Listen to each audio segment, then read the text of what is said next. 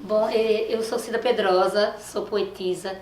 Eu estou tentando ressignificar essa palavra, porque Cecília Meirelles começou a dizer ali na década de 50, 60, que as mulheres que escreviam que ela queria ser poeta, porque poetisa era aquela mulher que escrevia sonetos de amor e estava dentro de casa. Da mesma forma que a presidenta Dilma ressignificou a palavra presidenta, porque eu acho que poetisa tem que ser a mulher que escreve sobre o que quiser. E naquela época só nos era permitido escrever poemas de amor. Hoje a gente escreve sobre o que a gente quer, porque a gente foi à luta e conquistou isso. Eu adoro falar sobre literatura e política porque minha literatura sempre teve função social. Eu comecei a escrever com 14 anos, foi o tempo que eu vim me morar aqui em Recife. A ditadura estava em pleno vigor ali, AI-5 ainda estava em vigor, mas começavam as negociações para que houvesse um processo de abertura gradual. Então, logo que eu cheguei, fui estudar no colégio 2001, conheci uma galera porreta, Eduardo Martins, Wilson Freire, Raimundo de Moraes, um monte de gente, e começamos a nos juntar e criamos uma historinha bacana chamada Escritores de Movimentos Independentes, que a ideia era exatamente tirar a literatura do seu castelo de marfim e ir para a rua. 79 vem a anistia, os presos políticos saem e nós acolhemos nesse movimento de gente muito jovem os presos políticos que escreviam e nós íamos dizer poesia na rua. Desde esse tempo eu tenho clareza absoluta de que minha arte tem função social. Eu vou para qualquer espaço gratuito que me chamem, que seja de ONG, que seja de comunidade. Fora isso, se o poder público me chamar, tem que me pagar, se a empresa me chamar, tem que me pagar, porque poesia, literatura também tem valor de venda. E nós estamos vivendo no Brasil um momento dificílimo. E mais do que nunca eu acho que o artista, ele não é antena do mundo, que isso é muito alter ego demais, é um egolombra enorme, mas ele tem umas anteninhas assim, que ele consegue dizer coisas de uma forma que toca nas pessoas, às vezes o que um discurso político deste tamanho não toca. Então acho que o ano de 2019 que se aproxima, onde nós estamos na implantação de um Estado fascista e autoritário, os artistas precisarão se unir, essa palavra que parece tão velha, mas que não é, ela é novíssima, ela é cheirosa, porque união é uma palavra cheirosa, a união é uma palavra de se estar junto. A gente precisa se unir para se contrapor.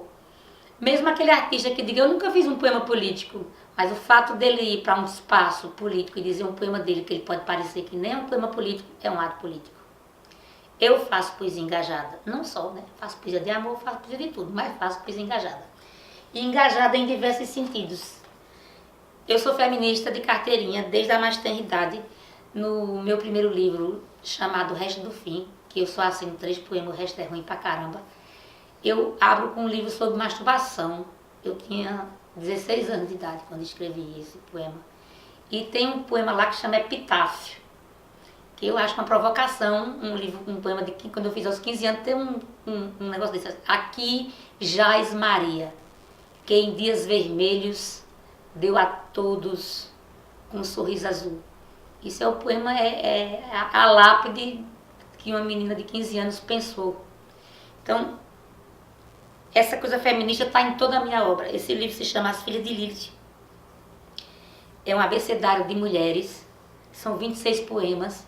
Começa com Angélica, que é o meu anjo da anunciação, que é uma mulher lésbica, e termina com Zenaide. E eu vou falando sobre os diversos temas dessa pós-modernidade horrorosa que nos tritura, que nos torna pessoas absolutamente tristes. Sabe aquela coisa do homem que virou suco? É homem e mulher que virou suco nessas cidades loucas. Eu vou dizer 2 poemas desse livro para falar um pouco sobre isso. Eu começo com Angélica, que diz assim, que essa coisa terrível, machista, que diz 2 mulheres juntas tem que ter um pênis no meio. Então, quem é que tem o pênis de plástico para usar para a outra? Como se 2 mulheres não pudessem se amar de per si, as duas, sem precisar de um símbolo fálico. Aí Angélica, que é meu anjo da anunciação, diz assim, o pênis de Angélica era de plástico. Passou a vida a esfregar-se no espelho. Eis a sina. Mulher, ou homem.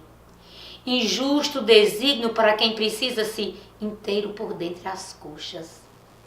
Voz rouca sobre os lençóis, desejo de iguais. Porra, bucetas também são objeto de encaixe. E aí, seguindo nessa historinha, eu tenho um poema aqui que eu choro muito com ele, porque as mães, elas têm um espaço-tempo absolutamente louco. Quando você está diante de uma mulher, seja mãe de coração, seja mãe de filho parido, seja mãe de sobrinho, essa maternidade ela é uma coisa doida. E as grandes revoluções do mundo, nas grandes revoluções do mundo, começaram com as mulheres. Revolução Russa de 1917. Começou em junho, e não em outubro, começou em junho com uma grande greve de mulheres. O processo de anistia geral amplo e restrito no Brasil começou com as mulheres. A grande pulsão pública da Argentina contra a ditadura começou com as mães da Praça de Maio. E eu vou dizer um poema aqui para elas. Todas as mulheres que tem aqui são mães reais da Praça de Maio. E como esse livro virou filme, cada poema virou um filme, feito por mulheres. E Joanita morreu o ano passado, o ano atrasado, mas a videasta que fez este filme conseguiu ler o poema para ela, o que é uma das grandes emoções da minha vida. E o poema diz assim, sobre essas loucas concêntricas que giram na praça em busca dos seus filhos. Porque perder um filho deve ser a coisa mais triste do mundo. Eu já perdi um filho, uma gravidez de 7 meses, e foi um horror. Imagina tirar o seu filho do berço, tirar teu neto do berço e você saber para onde ele foi. Tiravam as crianças e botaram nos lares da ditadura para dizer que estavam criando pessoas diferentes longe dos comunistas. Então esse poema fala sobre isso. A dor de Joanita não bastava-se em si mesma. Precisava de outra dor para explicar o desaparecimento e a ausência das mãos que cultivavam o jardim. O lenço na cabeça não foi acenado na hora da partida, porque elas foram para a praça com as fraldas dos filhos na cabeça. Elas amarraram as fraldas dos filhos desaparecidos na cabeça. A dor de Joanita não bastava-se em si mesma. Precisava de outra dor para explicar o assalto ao berço, a falta do riso no jardim. O lenço na cabeça não foi acenado na hora da partida. A dor de Joanita jamais bastou-se em si mesma. Precisava encontrar a dor de Hebe, Açucena, Josefina e Marias.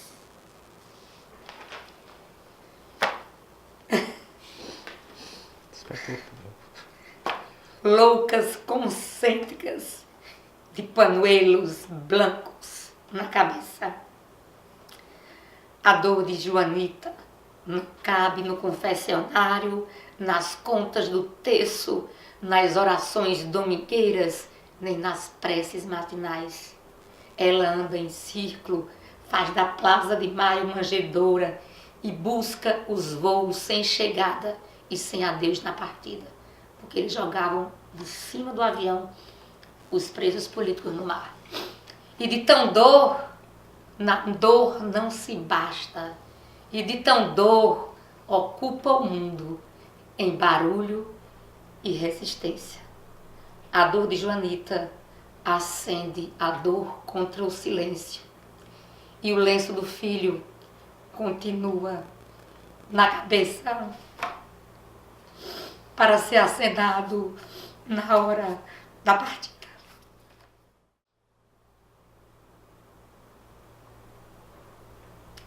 É porque eu tenho muito medo de nós estarmos em 19 entrando numa loucura dessa. Então, assim, eu acho que a arte tem função social e precisa registrar seu tempo e interferir no seu tempo. E mesmo quando ela não está registrando o seu tempo, está registrando um tempo passado ou um tempo futuro, porque ela não tem o tempo para a arte, é algo completamente abstrato. Por isso que um poema escrito em 1910 podem nos tocar profundamente e podem estar dizendo de coisa que nós estamos vivendo hoje. Porque por causa daquela coisa que eu falei do início, o artista está linkadíssimo e as dores elas são universais, elas são únicas. A história vai e vem. O velho Marx dizia isso, né? Você tem a história recontada. Esse meu livro, Gris, eu fiz questão de lançar agora. Gris quer dizer cinza. Porque as cidades, elas se endureceram tanto. O que distancia. Os processos de trabalho são diferentes. Eu venho do movimento sindical, advogada de trabalhadores rurais. Era muito fácil fazer greve. Você encontrava numa empresa só 2.000 trabalhadores, você conversava com 2.000 pessoas. O compadre conversava com o compadre, com o compadre, com o compadre, com o compadre. Daqui a pouco você tinha um pilotão. Agora as coisas são fatiadas. Fatiadas. É sobre esse tempo fatiado que eu vou dizer aqui um poema desse meu novo livro, Gris. Eu lancei no dia do meu aniversário. Se chama Passos. Eu lancei no dia 18 de outubro. E é sobre a cidade do Recife, ou sobre todas as cidades com essa solidão enorme que nos afasta, né? Passos. A rigidez das tuas botas espanta umbuás, lagartas, formigas e marca o chão longe da flor. A rigidez das tuas botas conta passos e me permite ver a nudez deste parque encravado no centro de uma cidadela que se esvai. Eu acho que o formato que essa pós-modernidade nos botou dificulta a luta. Não temos mais como fazer uma luta como eu fiz na década de 80. A coisa era muito clara. Tinha representação, tinha sindicato. Os sindicatos estão fragilizados. A reforma trabalhista fragiliza demais os trabalhadores. Fragiliza os sindicatos com a falta do imposto sindical. Eles vão ficar pobres, com incapacidade de puxar. Ao mesmo tempo, temos que fazer autocrítica. Os sindicatos se burocratizaram, saíram das bases, nós saímos das bases. Temos que voltar para as bases e o artista faz parte disso. A gente tem que voltar a dizer poesia de graça, cantar de graça. E para fechar, que eu sei que já fechou os 10 minutos, para a gente não ficar, como eu sou crente, eu sou comunista de sacristia. Porque eu sou católica, não dessas católicas de igreja, mas minha formação é católica. Tem uma banda na espírita, uma banda na umbanda, essa coisa misturada. Mas a minha formação é católica e eu acredito. Mas a minha formação comunista é católica. Eu fui criando dos estágios de Dom Helder e advoguei no Centro de Defesa de Direitos Humanos da Diocese de Palmares, que era uma estrutura da Comissão de Justiça e Paz de Dom Helder Câmara. E esse poema fala sobre a saga do povo de Moisés que se vai em busca da terra prometida. E eu acho que todos nós, e essa terra prometida não pode ser a terra prometida só individual, de eu ir cumprir meu apartamento. Eu consegui formar meu filho, eu sou um ser feliz. A felicidade, ela é coletiva. É absolutamente impossível ser feliz sozinho. Você pode ser riquíssimo, quando você sai na sua porta de casa, tem um cachorro morrendo de fome, tem uma pessoa morrendo de fome. A felicidade só pode ser um projeto de felicidade, se ela for um projeto de felicidade coletiva, senão você não vai ser feliz. Você vai tomar Rivotril a vida inteira, ou vai se esborrar no seu uísque escocês bom, ou vai fumar sua maconha ou sua coca, ou o que for. Mas ela só pode ser coletiva. E este poema fala sobre isso. Depois de muito desgosto, o vil grilhão foi cortado. O povo partiu cansado, com a esperança no rosto. Mesmo após o sol posto, o cortejo ali seguiu. A estrada água pariu. Junto àquela seara, Moisés balançou a vara e o mar com medo se abriu. E a água teve medo da força da multidão, fez a vereda no chão, que descobriu o lajedo, expôs areia e rochedo, como nunca ninguém viu. Deus falou e ele ouviu, deixando sua fé clara. Moisés balançou a vara e o mar com medo se abriu.